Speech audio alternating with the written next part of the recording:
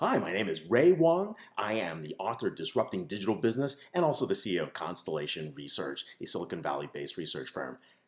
My big idea here is really talking about aligning the archetypes of organizations with how you actually look for a job.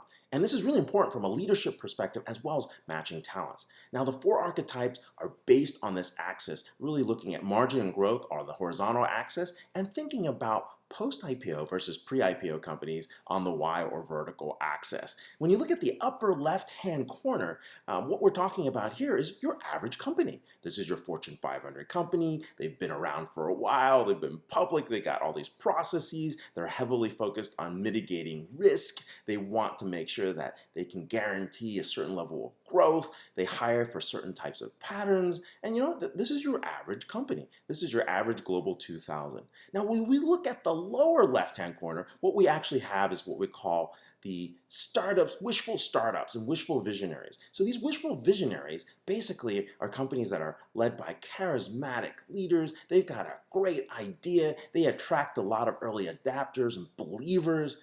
But there's one thing that they don't have. The problem is that they're undercapitalized. So they're being forced to focus on profitability and maybe a little bit of growth at the same time. And we all know how that kind of ends. You either have to be highly capitalized to compete, especially if you're competing with what we're going to talk about later, which is what we call a explosive growth startup. Right? And so here's the challenge, right? If you're one of those individuals that are actually sitting in what we call wishful visionaries, well, then you've got to realize that there's an end game somewhere or you're just clinging on too long.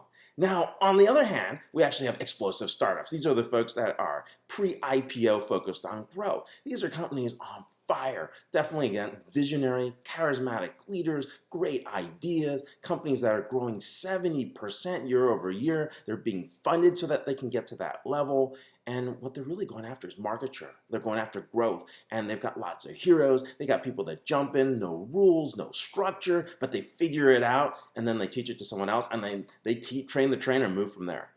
And then what we have is what we call maturing growth companies. Those maturing growth companies in the upper right-hand corner, they're companies that have gone through that explosive growth. Now that they're post-IPO growth, they've got to figure out how to grow more than 40% year over year if they are still losing money. If they're not, they're still growing in the 20s to 30%. These are companies that figure out how to move those heroes into scalable models. These are companies that figured out how to actually take a lot of those learnings and actually grow at what we call mass scale. And that's very important. And this requires a different level of training. Typically, MBAs start coming into the organizations, processes start coming in, heroes start leaving because it's not like the old startup. But that's really how these archetypes of organizations work. So that's kind of the process. Think about the archetypes of organizations, find the company that matches what you are like and what you enjoy, and then you'll be successful. And as a leader, you'll find the right people for your team.